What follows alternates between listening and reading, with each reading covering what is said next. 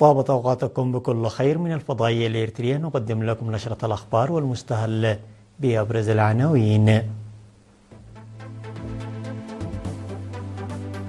جهود في الإقليم الجنوبي لإنجاز الأعمال الحكومية بكفاءة. دورات مهنية للشباب في الإقليم الأوسط.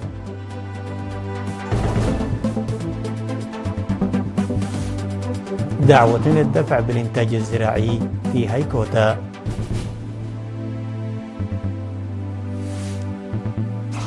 العراق يستعد لتسلم قاعدة عين الأسد بعد انسحاب القوات الأمريكية. الاقتصاد العالمي يتباطأ خلال 2025 وديون قياسي وحروب متصاعدة.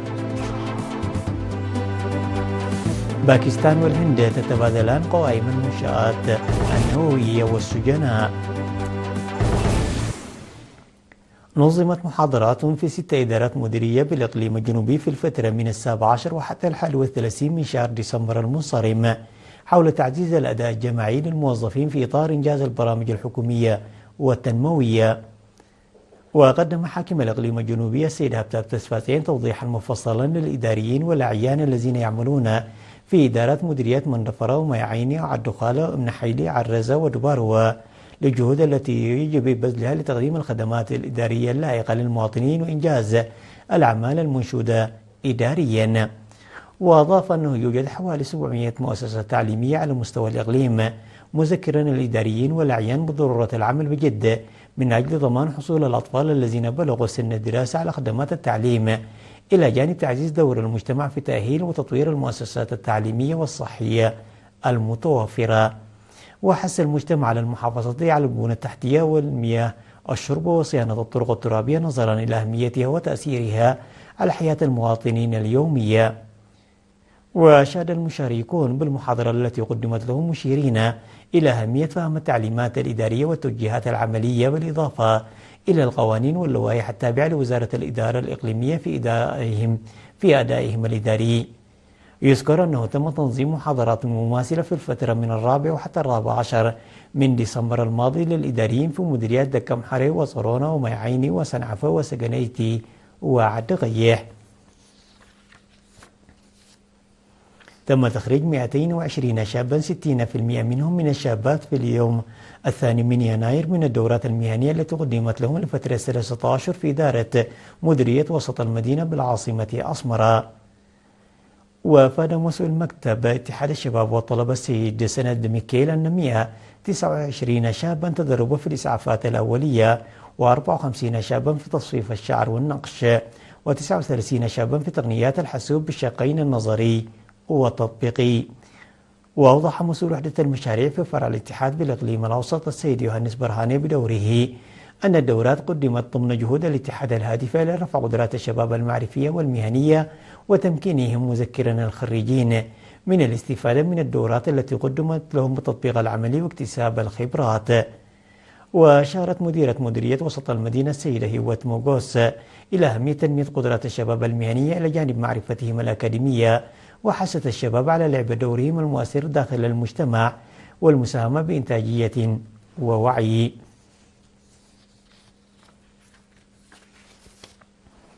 تم الإشادة ببرامج تكريم وتشجيع الطلاب الذين حققوا نتائج ممتازة في امتحانات الوطنية في مديرية أقردات تساهم في تشجيع وخلق القيرة البناءة بين الطلاب. وصرح بذلك في حفل التكريم الذي تم تنظيمه في تكريم الطلاب الذين حصلوا على درجات عالية في امتحانات الصف الثامن وامتحانات الشهادة السنوية للعام الدراسي 2025-2024.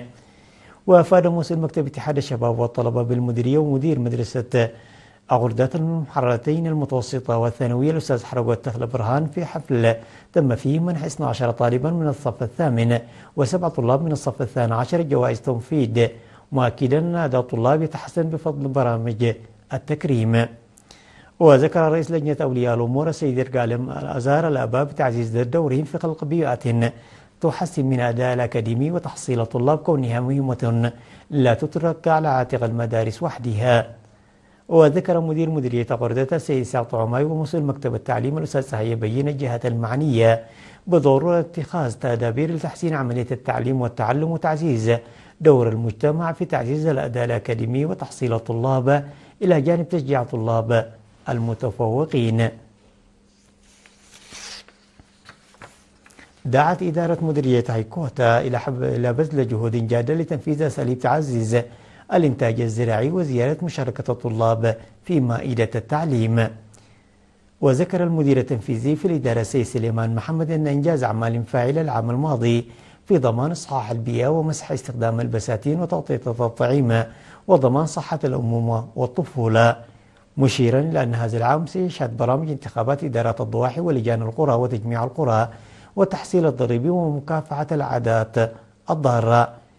من جانبه أوضح مدير المديرية سي شيخ الدين صالح بأنه بالرغم من وجود مساحة زراعية تبلغ 16,000 هكتار من الأراضي المطرية ونحو 4,000 هكتار بالري، غير أن الإنتاج ليس بالمستوى المأمول، مذكرا أن تنفيذ أنشطة الحفاظ على التربة والمياه وغيرها من الأساليب بشكل صحيح والعمل المشترك لزيادة مشاركة الطلاب في التعليم. وتم في الاجتماع تقديم توصيات لتصحيح النقص والتأخير في توفير الجرارات الحكومية والنظر في بناء دورات مياه عامة في مدينة هيكوتا واستكمال بناء مستشفى هيكوتا العمومي وإرساء خطوط المياه. استشهد في 31 من ديسمبر الماضي كحساي رسوم عن عمر ناهز 77 عاما جراء مرض ألم به.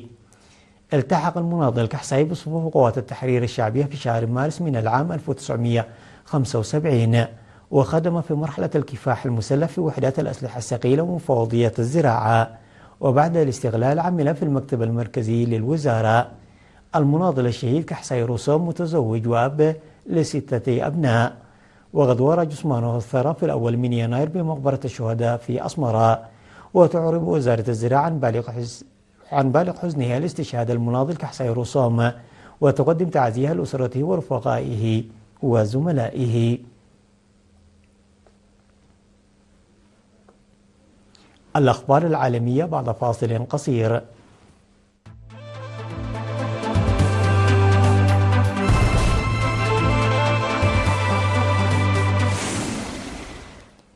أكد مستشار رئيس الوزراء العراقي حسين علاوي أن الحكومة ملتزمة بتطوير العلاقات الدفاعية مع الولايات المتحدة إلى جانب تعزيز التعاون مع الدول الصديقة بما يخدم الأمن القومي العراقي ويضمن استدامة الاستقرار في البلاد.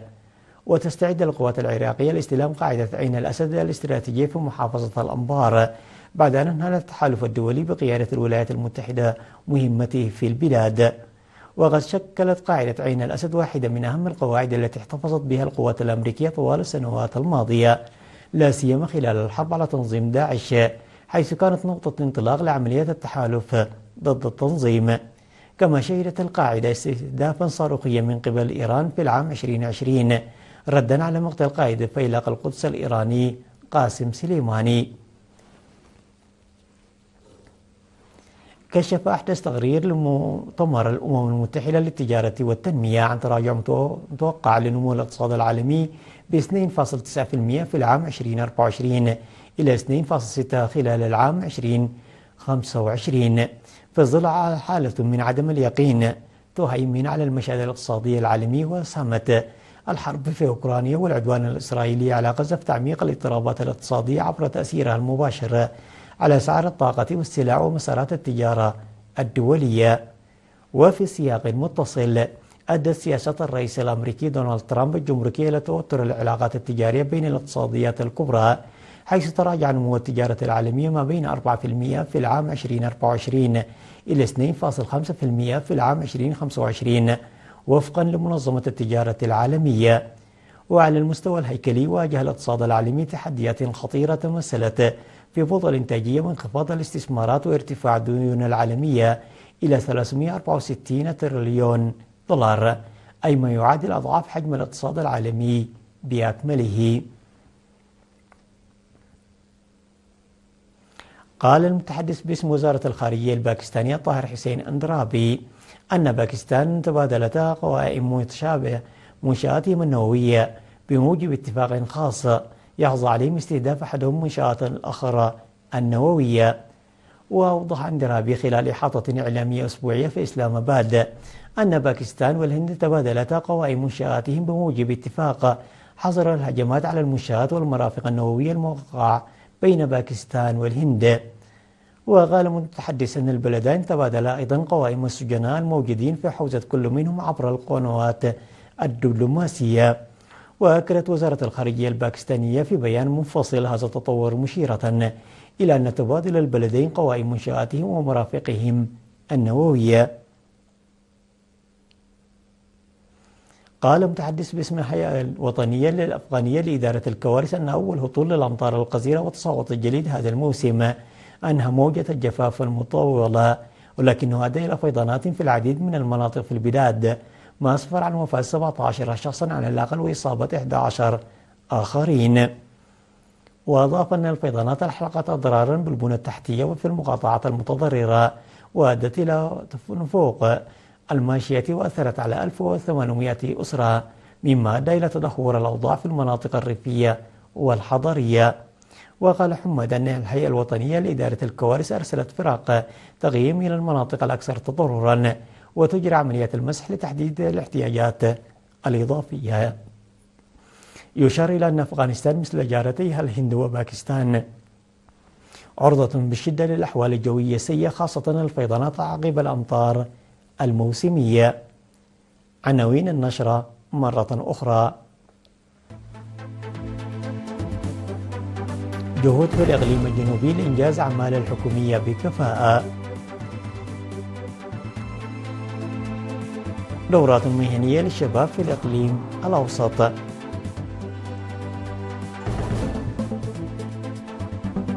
دعوة للدفع والإنتاج الزراعي في هيكوتا.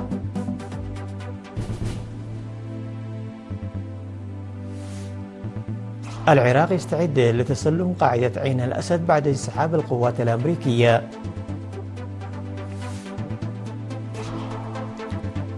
الاقتصاد العالمي يتباطأ خلال العام 2025، ديون قياسية وحروب متصاعدة.